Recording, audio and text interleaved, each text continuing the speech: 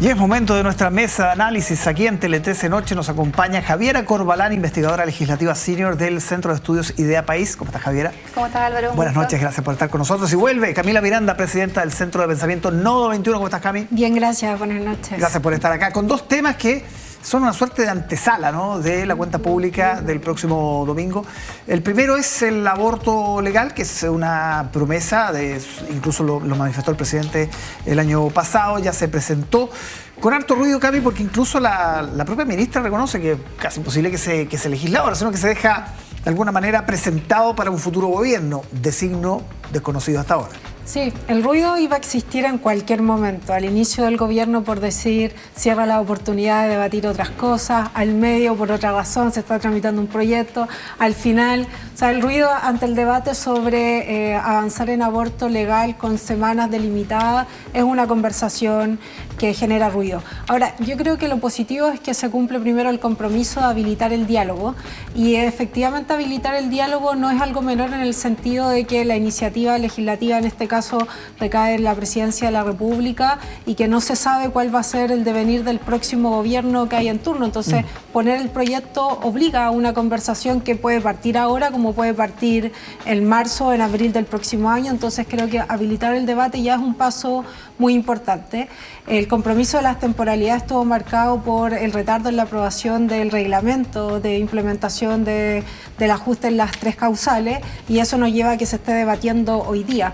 Y quiero poner el foco en el foco que puso también la ministra cuando habla no solo de habilitar el debate, que ya es importante porque es algo básico para las mujeres que se pueda hablar de los derechos que debiésemos tener, y respecto de cómo se acota el proyecto, porque hay muchas, digamos, fantasías o mitos alrededor de la discusión del aborto legal que tiene que ver con esta idea de que se puede abortar a los 9 meses o que es en cualquier situación, y está acotado a las 14 semanas, que es lo que ocurre también en el contexto comparado en otros países.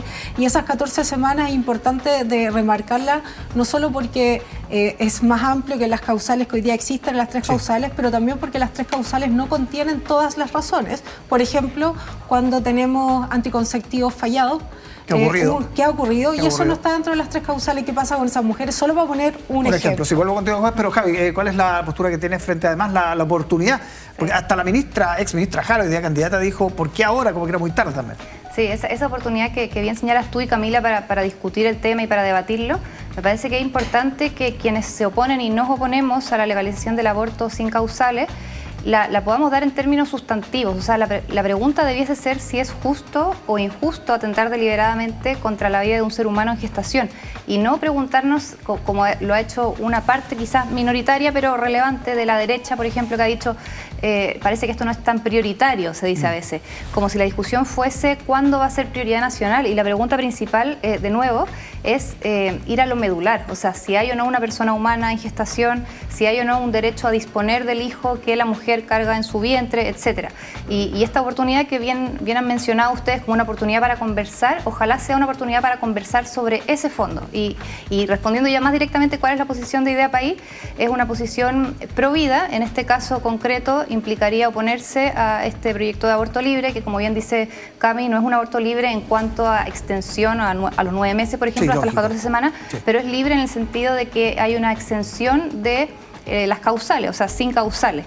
Y eso en el fondo es avanzar un paso más en lo que a largo plazo me parece a mí es un retroceso civilizatorio en los derechos de la persona en gestación, finalmente. Camila, ¿por qué no son suficientes las tres causales? Bueno, primero está el caso de los anticonceptivos fallados, y ahí se trata no de una, que a veces se dice responsabilidad, y responsabilidad de la mujer en no cuidarse, entre comillas, sino más bien ahí hay una falta en su capacidad de determinar su destino, pero también hay otras razones por las cuales mujeres abortan. Hay mujeres que, teniendo ya 3 o 4 hijos y no teniendo condiciones económicas, deciden abortar por razones muy justificadas. Hay casos que están estudiados, aquí Corporaciones Miles ha hecho harto trabajo, en que hay mujeres que se les dice: usted ya está menopáusica, no va a pasar, y quedan embarazadas, habiendo tenido por parte de un médico una declaración de que ya su cuerpo, el estado biológico, no le va a permitir embarazarse. ¿Qué hace en ese caso? No hay ahí un ejercicio de su libertad.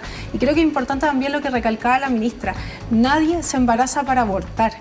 nadie busca, ¿cierto?, construir una situación en la cual dice yo voy a ejercer mi derecho a abortar. Tiene que ver con situaciones que son de extrema gravedad, que atentan también contra la libertad de las mujeres. Las 3 causales ya un avance civilizatorio básico, de cuando hay inviabilidad fetal, cuando hay casos de violaciones, son elementos ya básicos, pero hay muchas otras razones que no están contempladas en el proyecto de ley.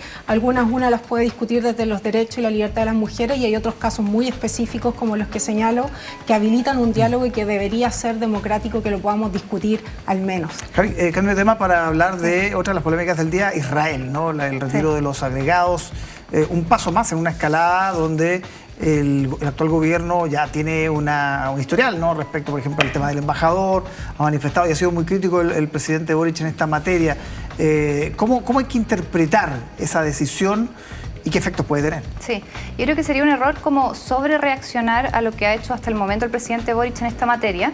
Algunos lo han tratado como de antisemitismo prácticamente. Me parece que eso es un error. O sea, hay que entender que también en la diplomacia, en las respuestas diplomáticas a ciertos conflictos hay una serie de etapas, de caminos, y no están en ningún caso agotadas. Eso lo vamos a conocer recién en la cuenta pública de este domingo.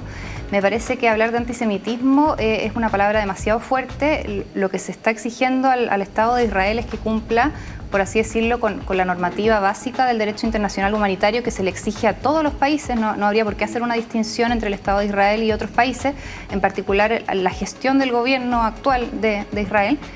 Y por otra parte, todo eso que acabo de decir, de todos modos, es compatible con una cierta crítica eventual, ya lo veremos este domingo, a la respuesta diplomática que ofrezca el gobierno de Chile. O sea, es posible decir, por ejemplo, que el gobierno de Chile está siendo poco estratégico en su forma de abordar el problema porque nos puede traer alguna consecuencia negativa en materia de defensa, de tecnologías, de ciberinteligencia, salud, etcétera. Eso es verdad y esa crítica es legítima, pero no por eso se va a desconocer que lo que hay hoy día en Gaza es un genocidio contra el pueblo palestino, finalmente. Ya. Cami, lo que le critican básicamente al presidente es que finalmente compromete una posición que históricamente Chile mantuvo una neutralidad, entre otras cosas porque hay una gran colonia judía y palestina viviendo en Chile. Entonces, de alguna manera, es importar el conflicto. ¿Cómo analiza esa crítica? A ver, primero yo creo que el presidente ha sido coherente en su posición respecto a la democracia, defensa de los derechos humanos y el respeto también de los marcos internacionales, y en ese sentido la señal que da al retirar a este grupo de personas tiene que ver con elevar las acciones, porque aquí no basta con las declaraciones cuando tú estás diciendo hay un genocidio.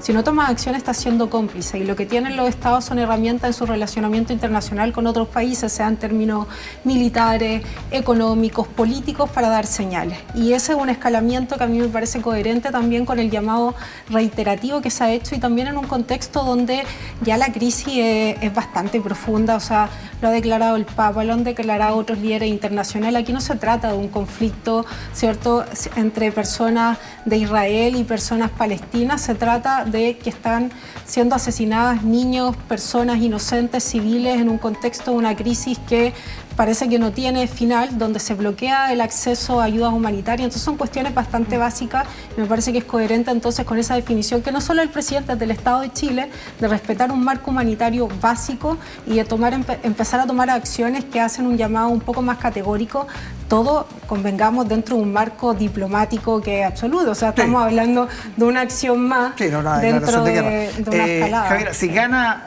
si hay un cambio de signo político en la moneda, si gana Matei, si gana Kast, en fin, heredan esta situación.